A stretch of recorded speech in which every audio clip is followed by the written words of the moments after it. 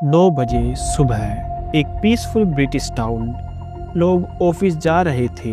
Gym के बाहर normal Friday morning चल रही थी और फिर सिर्फ 10 सेकंड के अंदर 26 गोलियां चलती हैं, एक फुल्ली ऑटोमेटिक AK-47 से।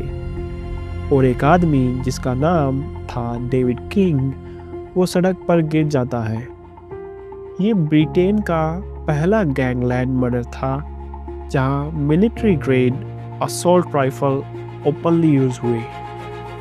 क्वेश्चन ये है, कौन था ये आदमी और क्यों किसी ने उसे इतने पब्लिक तरीके से एग्जीक्यूट करने का डिसीजन किया।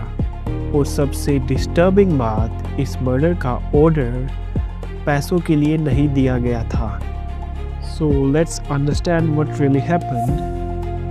ये केस है डेविड किंग का, nickname Rolex Dave. Date 3 October 2003। Location Hoddesdon, Hertfordshire, England. एक plan calculated gangland assassination.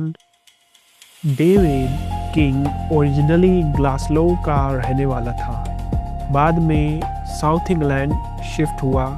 Height 6 feet से ऊपर, body heavily built, body builder type.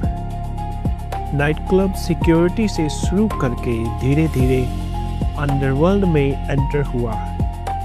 उसका निकनेम रोलेक्स डेव एलिजिडली इसलिए पड़ा क्योंकि वो चुराई हुई लग्जरी वॉचेज रशियन कॉन्टैक्ट्स के थ्रू सेल करता था।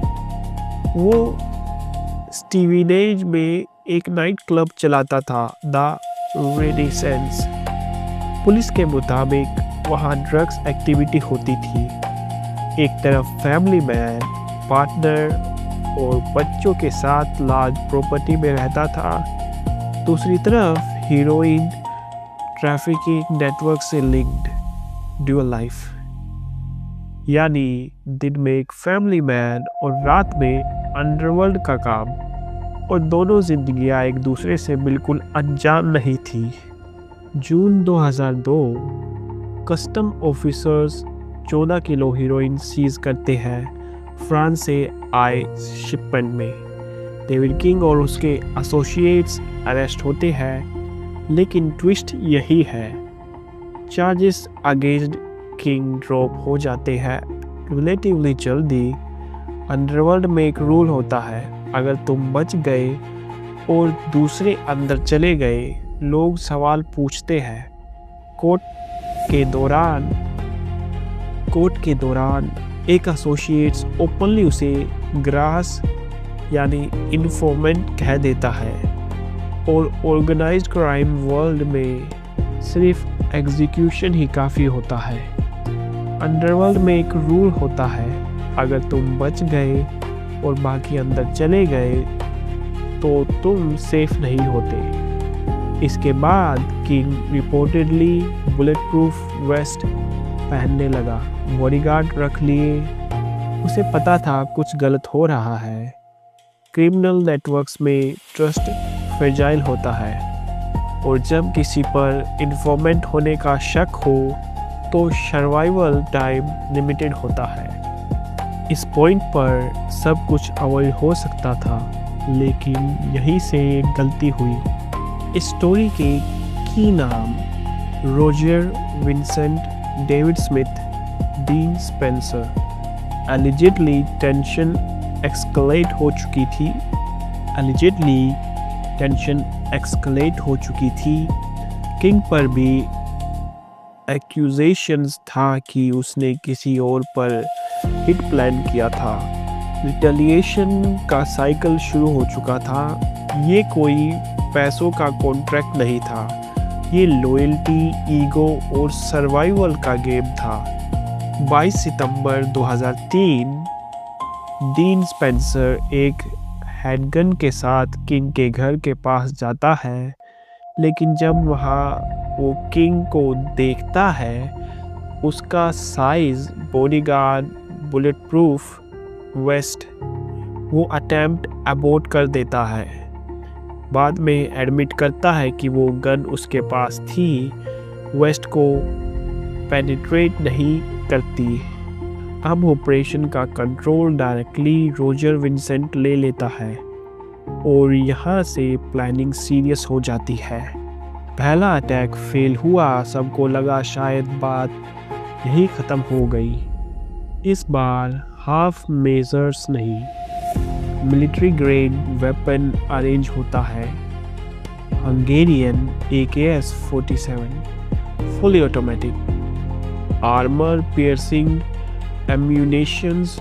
ये ब्रिटेन के गैंग सीन के लिए नेक्स्ट लेवल एस्केलेशन था।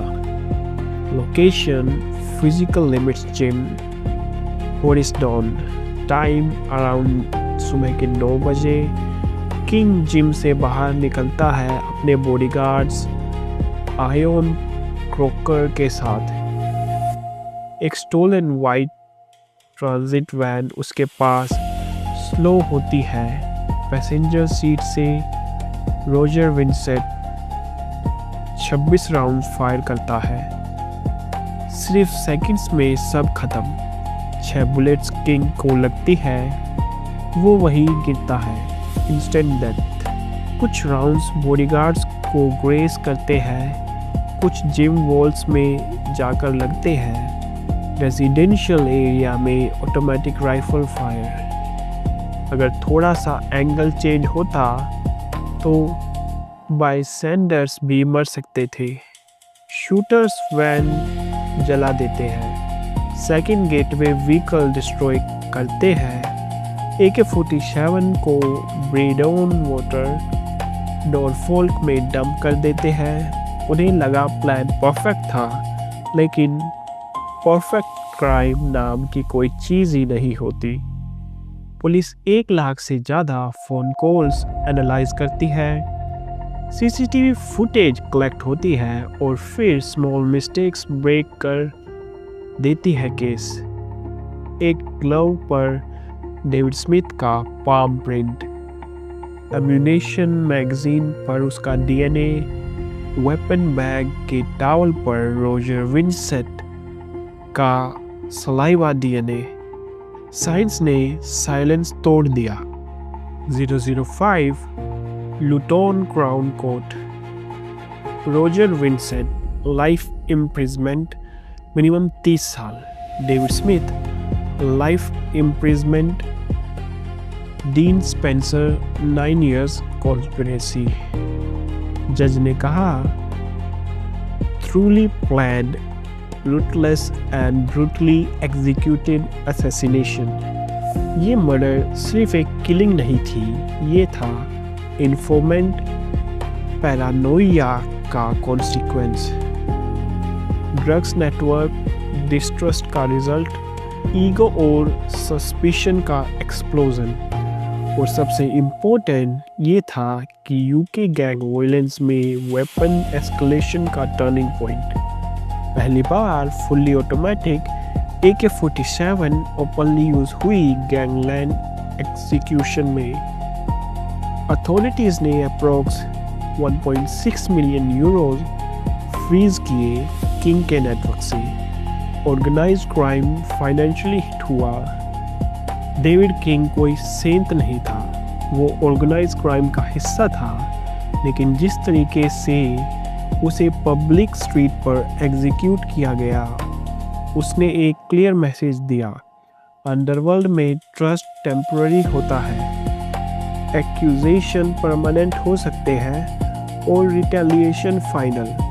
आज भी ये केस यूके क्राइम हिस्ट्री में एक टेक्स्ट बुक एग्जाम्पल माना जाता है।